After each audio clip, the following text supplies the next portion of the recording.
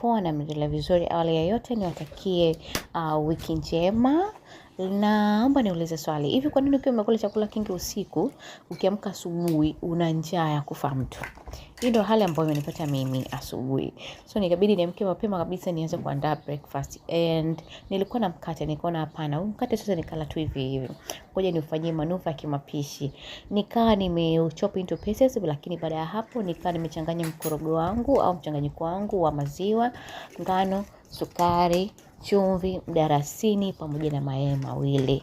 Na nikaanza kukoroga vizuri. Ilivyokwisha kukorogeka vizuri, nikawa nimeweka pani yangu jikoni, nikaongeza mafuta kiasi.